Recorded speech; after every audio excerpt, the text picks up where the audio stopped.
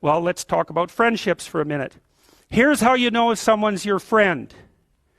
A, you can tell them bad news, and they'll listen. They won't tell you why, you're stupid and why that bad thing happened to you and how something worse happened to them once and, derail the whole conversation. You can actually tell them bad news and they'll listen. So that's a good thing. And then, this is a weirder thing, you can tell them good news and they'll help you celebrate.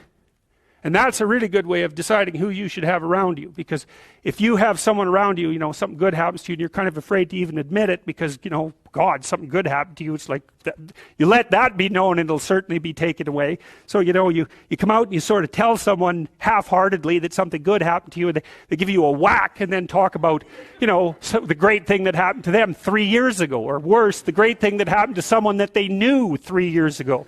It's like, go away from that person. They're not helpful to you. And they're not helpful to themselves either. And so you want to surround yourself, you got to think about this. You got to surround yourself with people who want the best for the best part of you. You can hang around with weasels and losers that are trying to pull you down to justify the fact that they're spiraling downhill as well. And the upside of that is you don't have to have any responsibility and you can all whine about how wretched life is, so that's pretty attractive. But I would say it's also a bad medium to long-term plan. And so it's acceptable and desirable to try to surround yourself with people who are facilitating your development.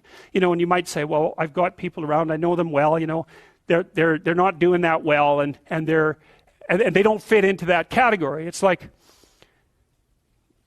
what's your point?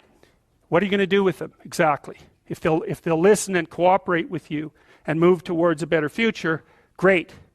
If they don't pay any attention and they keep doing the same damn things over and over and they're not going anywhere and it's painful, then maybe the proper thing to do is say, you just have your misery.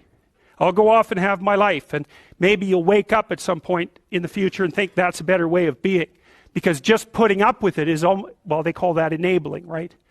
You put up with that sort of behavior, you're providing tacit consent for it and even tacit approval. It's like, it's a bad idea. You have, I would say, both the right and the responsibility to surround yourself with people who are good for the best part of you.